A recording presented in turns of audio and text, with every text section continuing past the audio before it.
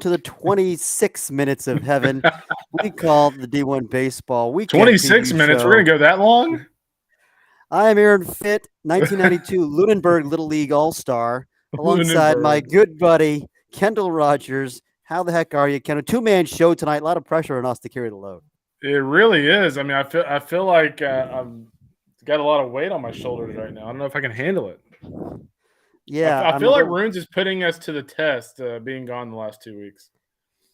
he is. I mean, really, he's really testing our professionalism, our competence. These things are not our Yeah, strengths, but we're going to wing it here. we're good. This Hey, we're professionals. That's right. This show brought to you by our friends at S2 Cognition. These guys do neat stuff, identifying strengths and weaknesses and areas of improvement for athletes and matching skill sets with outcomes. And it's something that we're very excited about, talking a lot more about as we move forward. So S2 Cognition, check those guys out. Kendall, we are already underway here in week 8. I guess we're kind of in the second half of the season now. And we've already got one SEC game in the books tonight. Arkansas blanks Florida. Pretty convincing win for the Hogs.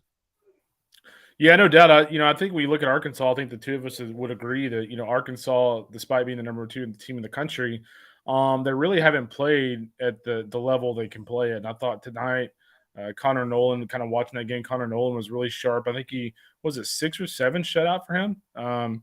He had an outstanding start, and then offensively, they got rolling there in the middle of with Caden Wallace and guys like that. So Arkansas looking pretty good. Florida needs a slump buster somehow. They just look really tense from the top to Sully to the players. That just looks like a really tense team. And when you're Florida, you're the University of Florida, and you've had the success they've had to be sitting at 3-7 in the SEC. It's uncharted territory. So kind of gut check time for those guys tomorrow, Aaron. This is their worst start in conference play since 2006. And we knew, as we've talked about, we knew they were going to have ups and downs in the first half.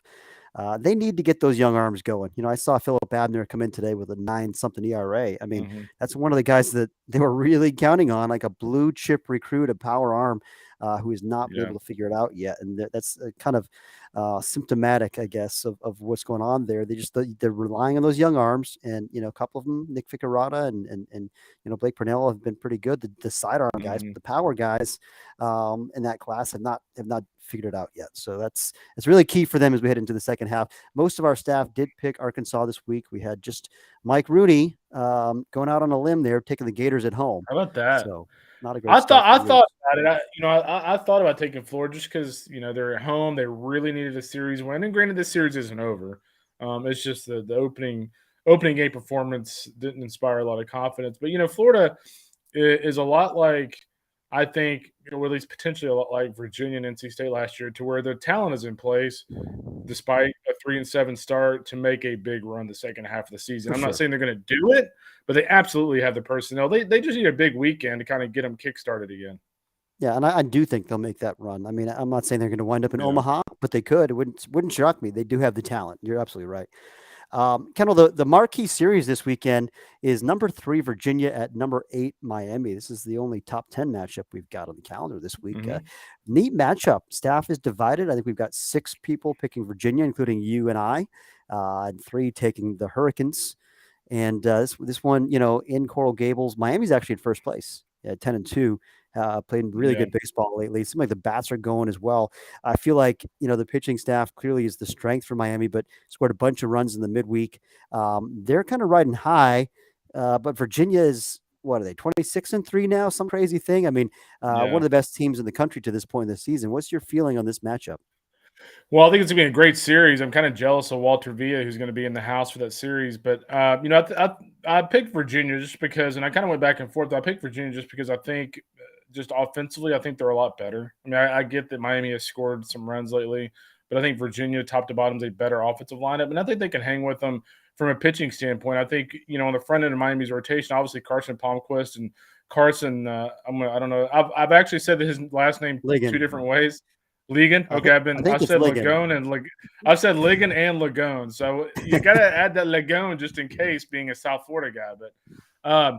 when you look at Ligon and Carson Palmquist, if you can get past those guys, in that number 3 spot in the rotation, they can be had a little bit. I think on the back end of the rotation with Andrew Walters, that's going to be a big key. If Miami can turn the game over to Zeal and Walters at the lead, they've got a really good shot to win this series. But it's just hard for me to go against Virginia. I mean, they've just been so consistent, and I'm not going to hop off the wagon just yet because every time I pick against them, they win. So Yeah, same. I threw a dart last week and took Georgia Tech, thinking that was maybe just a chance for them. But I will say this on Sundays for Miami, they've kind of gotten him back on track. Kind of a neat yeah, reclamation project there. After he started the year, I feel like he had like a 25 ERA a couple weeks into the season, yeah, some ridiculous number. But last 2 weeks, 5 innings, a 2-run ball against North Carolina, and then. I think he also 6 innings, a 1-run ball against Duke. So, right now, I mean, we know he's got big time stuff. It's really an elite for arm. sure. And so they've got 3 guys that they can run at you there. I do obviously give Miami the advantage in the rotation. Miami's got the best closer in college baseball right now, Andrew Walters. I mean, he's been No awesome. doubt. And they're riding a long winning streak now. What's it? 10 games, I think. Is there streak Yeah, right now? I think they're. Yeah, it's either. I think it's 10. It's 10. They swept North Carolina and they swept the road series at Duke. So they're coming in Yeah, riding high. But I'm with you. I mean, I just think Virginia is at this point, I think they've earned the benefit of the doubt. I'm not going to pick against them again until they lose a series because they just yeah, keep on exactly. finding a way. Um, North Carolina at Louisville, another kind of top 25 matchup in the ACC. Tar Heels ranked 22nd, Louisville 12.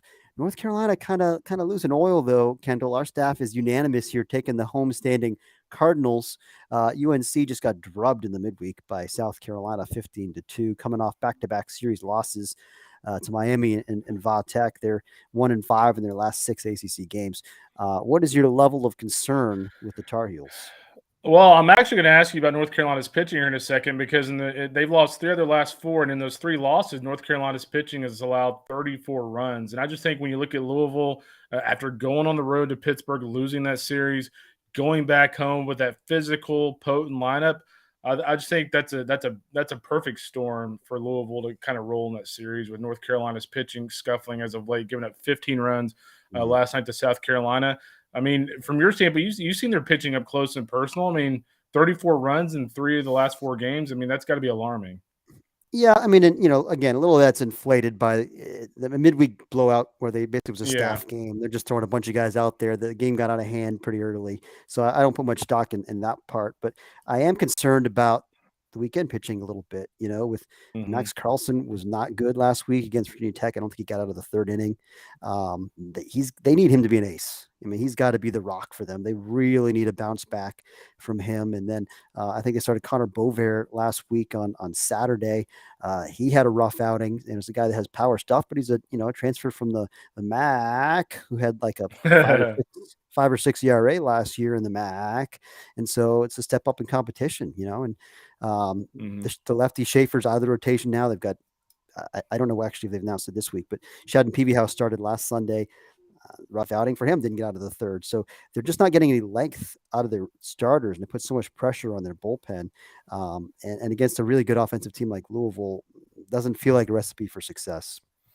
Yeah, and I Um, will say about Virginia Tech, I mean, Virginia Tech had a good weekend offensively. Virginia Tech's got one of the better offenses in the country when you look yeah, at Jack Hurley, Cade Hunter, and Eduardo Malinowski and guys like that. I mean, they've got a really good lineup. yeah, they've got a big series this week against NC State. This was another one that we Yeah. did in the picks this week. And right now Virginia Tech does have momentum. They've won, Hmm. looks like 8 of their last 9 games here. I mean, series wins against Pitt. Notre Dame only 1-game series, but still they won it. And then at North Carolina, so they're riding in here with some momentum. I don't know if they've got the pitching to contain NC State's offense. I picked the Yeah, Wolfpack that's my here. thinking.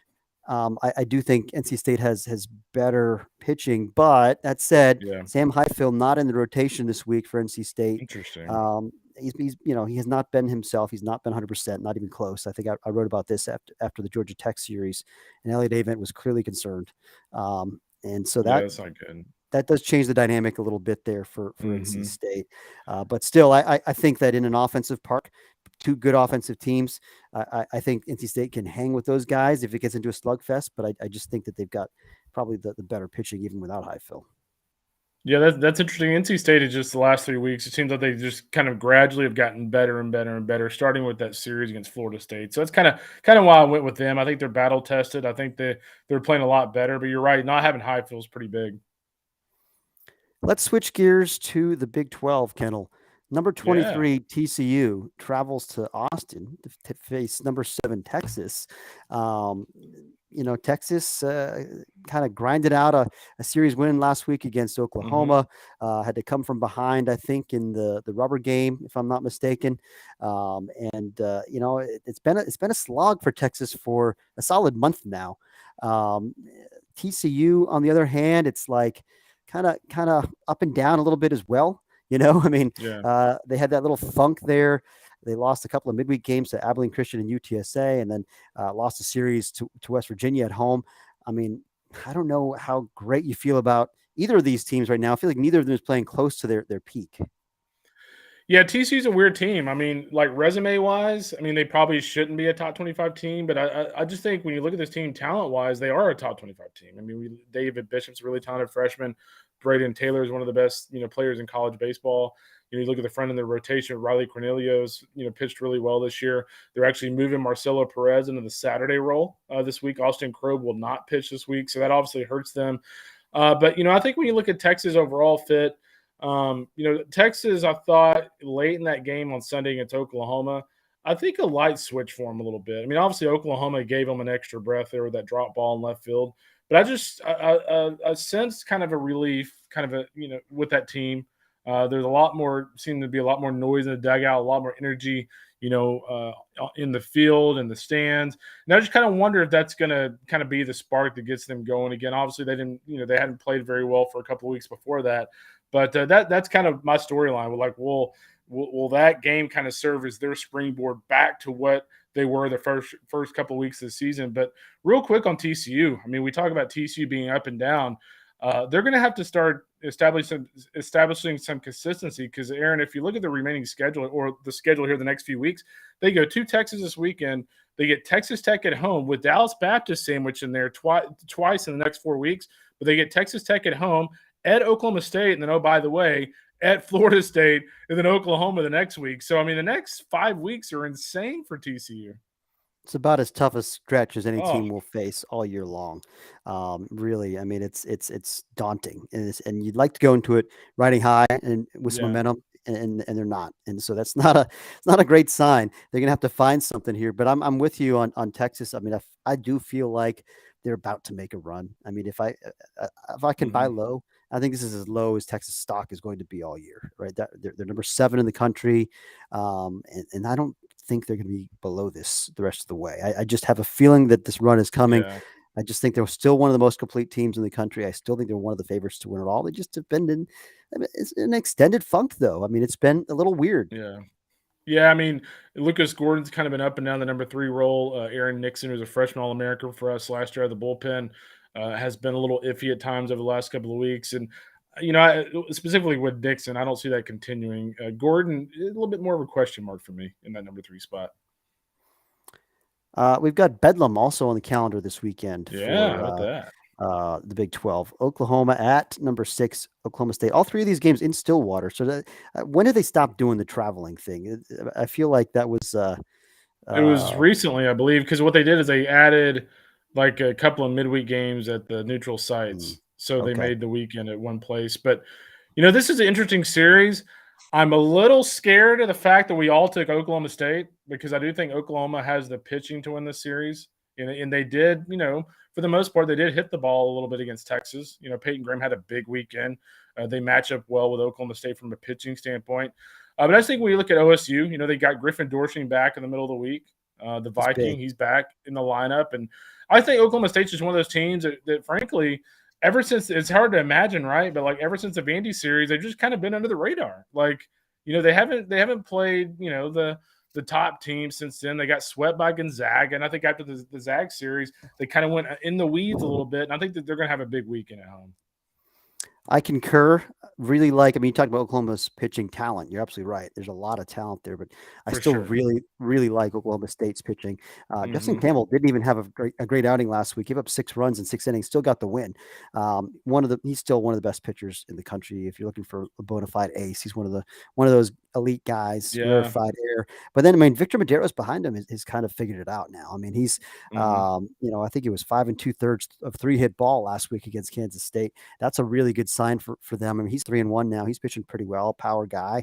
I like the Hmm. bullpen pieces with Baden Root and Trevor Martin and Roman Fan Soccer. I mean, all those guys have stuff. A lot of depth there. Still really high in that pitching staff. Still feel like the offense has not come close to its ceiling, and adding Griffin Doersching back Hmm. will be a big boost because I think that guy's a really good college hitter, not only with big power, but a guy who controls the strike zone. 5th-year senior who's got a ton of at bats. I think he's going to give him a big boost. It's really interesting, not to make this a long conversation about guys from mid majors moving on, but you look at Sonny DeShera and the job he's done at Auburn, moving from a mid major to the SEC and doing what he's doing. But Griffin Doersching before he got hurt was off to a really nice start coming from Northern Kentucky to Oklahoma State. So it's just interesting to see those two kind of big boppers, kind of unorthodox kind of hitters get off to really good starts for those two teams. But the matchup that I'm really curious about is Jake Bennett. I'm assuming it's Jake Bennett against Justin Campbell. I believe it That is. Yeah. scout section at O'Braid's going to be rather busy. Yeah, and our man David Seifert had a great breakdown on Bennett last week. He was at the Texas Oklahoma series. If you missed Scouting Trail this week, go back and read it, Really especially if you good. care about the Big 12. I mean, he really had some great breakdowns. 2 great catchers in that game with your boy Silas, and of course Jimmy Crooks for Oklahoma. How about the year Yeah. Silas Sardoin is having? By the way, I mean that's a guy that can always really defend, and the bat has come on. He's become, I Hmm. think, I agree with Seif. I think he's a top 3 round guy next year, but that's a digression. Um, Yeah, he's an excellent defender, and you're right. I mean, I actually wasn't sure the offense would come, but they were really excited about his offensive capabilities in the fall, and so he just continued kind of where he left off in the fall, kind of like Murphy Staley. I mean, he was like the most impressive guy the whole fall for Texas, and he's could kind of continue. I think he's hitting 480 right now or something like that, something insane. yeah, how about that?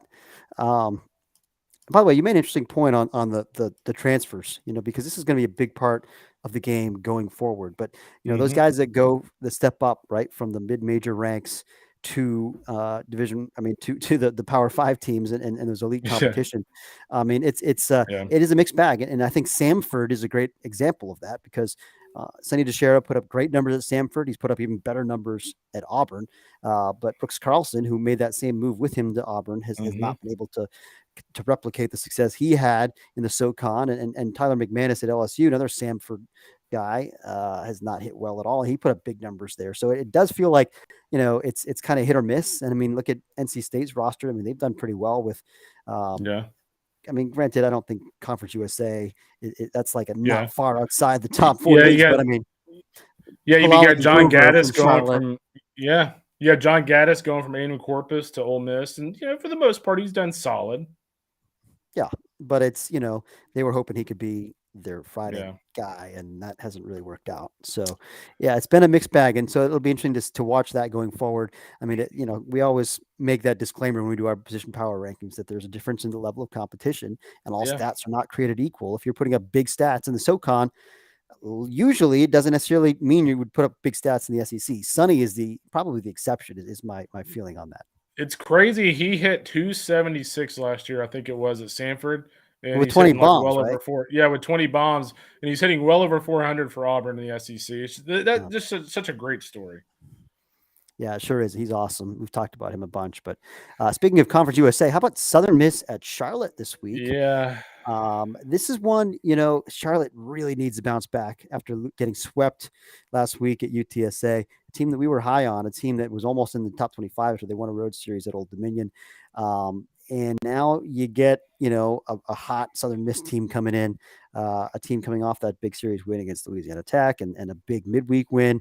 Um, Boy, I mean, you know, I know Charlotte has had a hard time staying healthy in the first half, but I mean, it's still a very capable offensive club. I am very excited to see that matchup between the Southern Miss Arms, who I really think are good. We've talked about them a bunch too, Mhm. and the Charlotte offense. And I'll be there for I think at least the first couple games of that series this weekend. But what you picked Southern Miss here, and so did I.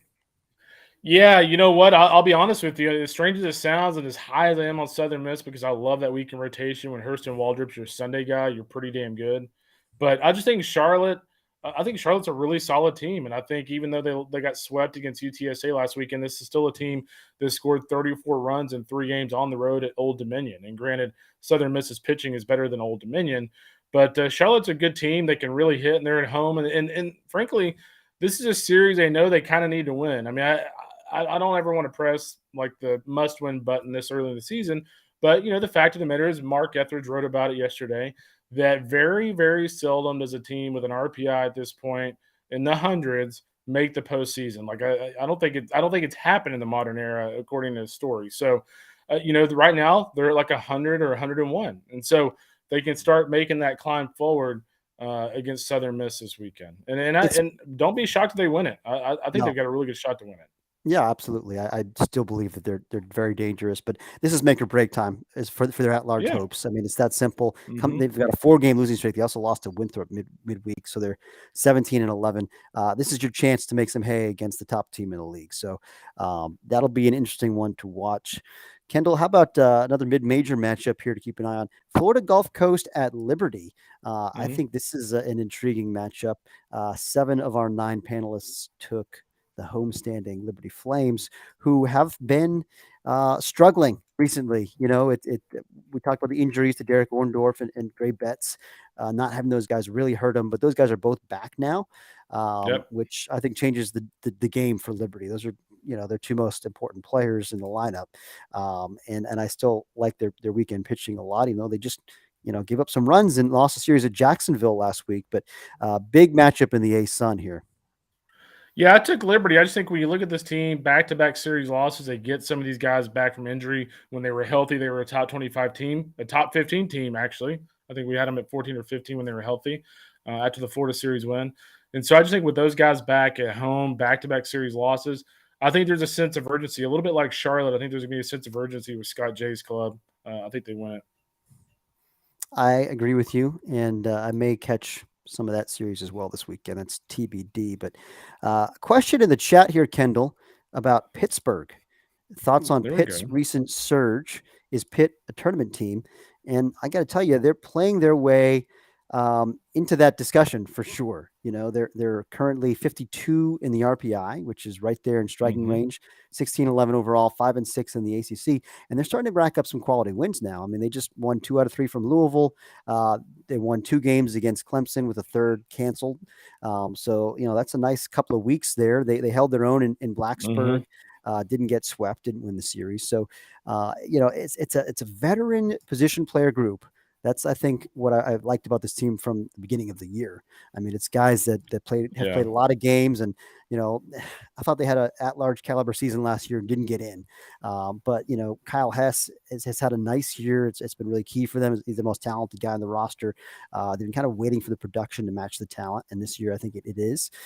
Sky Duff, one of my favorite players in the country, just a little dirtbag third baseman, grinds out at bats. He's been hitting cleanup for him, which I think is interesting the way they've constructed Yeah. that. But Ron Washington Jr., older player, and then you add like a Tatum Levins from LaSalle, who's really Hmm. good in the Cape Cod League last year. He's behind the plate. He's hitting 3-hole. He's made a big difference. Jeffrey Yeah. Whaler as well Speaking from of mid-major Youngstown. transfers, Yeah, I mean, exactly. Like those are small school transfers, I would say, small Division I schools. Not even, well, I mean, I guess they still yeah. count as mid-major conferences. But anyway, guys that have made a big impact with it, with a significant jump up in competition. So for me, the question remains: do they have the pitching? I really like Matt Hmm. Gilbertson at the front end.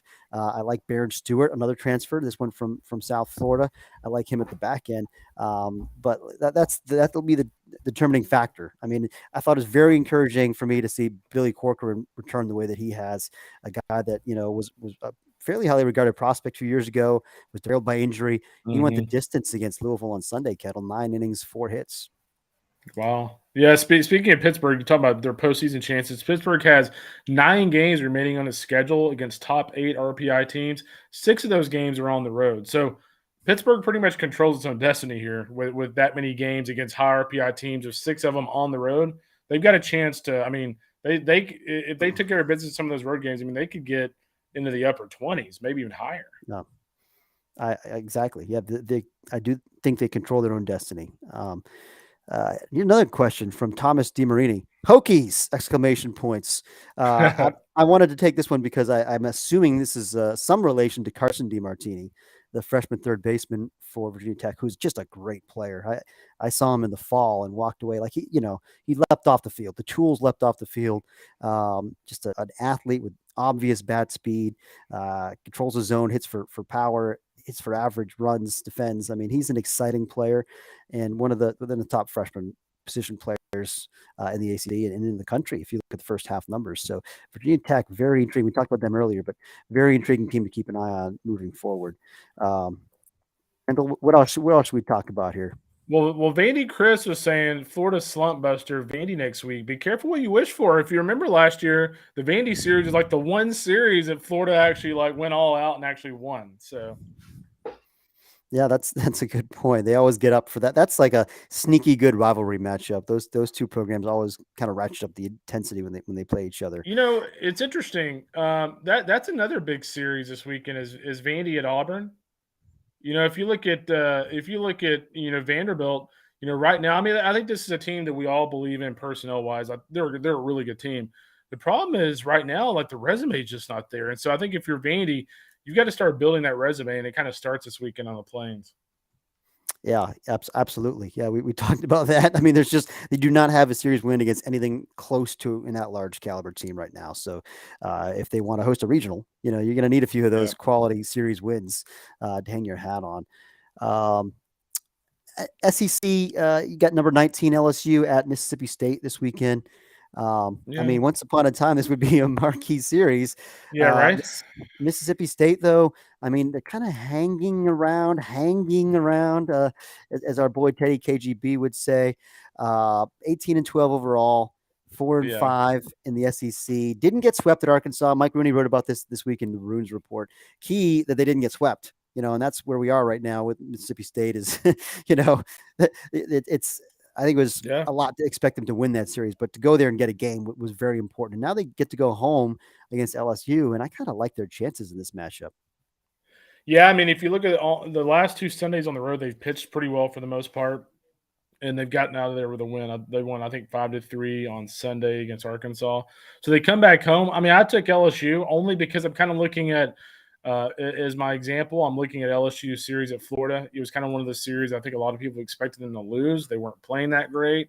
All of a sudden, they put all the pieces together, and they look like the 1927 Yankees. So I just think LSU in a rivalry series like this on the road, again, after a series loss to Auburn at home last weekend, there's probably a little bit of an urgency from LSU. So I think LSU is going to play well. But, I mean, who knows what to expect from either of these teams this weekend, right?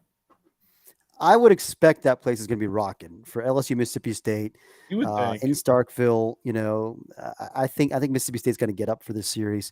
They need to pitch better than they did against Arkansas. Preston Johnson and Parker Stinnett, the two guys we talked about last week, coming off good performances, both got shelled pretty much by the Hogs. That's the key to the series is can they bounce back against another really, I mean, a better offense even than Arkansas. LSU can swing the bats with anybody. That is not an easy assignment, but I think those guys will be up to the challenge. And I actually expect Mississippi State's bats to get hot this weekend. I like this matchup for those guys. Yeah, the other series I kind of wanted your take on is number 20 Florida State at Georgia Tech. To me, these teams are like total opposites. I take Georgia Tech because I just think Florida State isn't very offensive at all. Even at home, they aren't. And I just think Georgia Tech is very offensive. They're at home. And I just think it's a bad matchup for Florida State. Just a really good offensive team against a team who just doesn't hit very much at all. Yeah, but they've got some of the best pitching in the country. And I know they got swept by Notre Dame at home last weekend, and that was a surprise. But, one of those games, Parker Messick had a no-hitter into like the 8th inning or 7th inning or something. And they still lost 2-0. Like to your point, they're not very offensive. You're right. But also, I mean, Rooney's been talking a lot this year about how much they've missed Tyler Martin, and he's back now. Yes. And he's, DHing. I don't know if he's played a game in the field yet, but he is just like the heart and soul of that team. He really battles for every at bat, sets the tone for him, and he's the guy like out there yelling at guys to get their acts together, and it's just like you got to have that guy. It's just it's. I think having him when he gets back on the field on defense too will make a big difference. But just having him in the lineup to Yeah. help make that offense go, I expect that'll help spark them a little bit, and they just need some guys to pick it up. I mean, I'll say this: Reese Albert has had a nice year, Kendall. I mean, a guy that is kind of a Yeah. forgotten man is maybe like a 6th-year senior. Now he's been around forever. Well, I thought it was his 9th year. I thought he was getting his Might PhD. be, might be, but once upon a time he was a big deal, and then he went through the wilderness for a while. But he's their leading hitter right now, and he's hitting a bunch of doubles and having a good season. So there are bright spots there. Tibbs and Ferrer, the 2 freshmen. I mean, there are things to like about that Florida State offense. But I just think that I believe in the pitching there, and I think Bryce Hubbard bounces back this week. He had a rare, not great outing last week. I think they can find a way to hold that Georgia Tech offense at bay. But I agree with you. It's a daunting matchup because Tech can really hit, especially at home. Yeah, it's just polar opposites. By the way, real quick, if you're watching us, be sure to click subscribe on And like. YouTube. And like. I mean, we're almost at 1,000 people on the subscribe button. So be sure to click subscribe at the end of this broadcast. And if you do, you'll be notified anytime we do one of these live shows, which we've been doing twice a week. I think we've been doing the Monday night show, and then or as my son said tonight, you're doing these every other night. he gets kicked out of the room from playing video games whenever I get on here. So now he feels like he's getting kicked off every other night. So he doesn't care about you. He just wants Fortnite back. He just wants Fortnite back. Yes. Okay, we got to the bottom of that. Father of the Year, this guy. Well, I think that's going to do it for this week's weekend preview show. Thanks to our friends at S2 Cognition. We will be back next week. I think we're going to move it up to Wednesday next week because it's a lot of series starting early for the Easter weekend. So look for us next Wednesday. We'll be back on Monday night with our standard weekly podcast with the Runes. The Runes officiating a wedding this weekend or maybe even tonight. I don't know. That's why he big timed us. That's awesome. I would love to go back in time to have him do my wedding. And so if you're looking for a wedding officiant, you can find him on Twitter at Mike_Rooney. Make your pitch. He's you can go to Omaha and Runes can do your wedding in Omaha. There we go. Dream with wedding. With D1 baseball like backdrop. Oh, I love it. All right. Sounds like you got a visitor, Kendall. Let's wrap this thing up. We'll do it again next week. Thanks for listening, everybody. So long, everyone.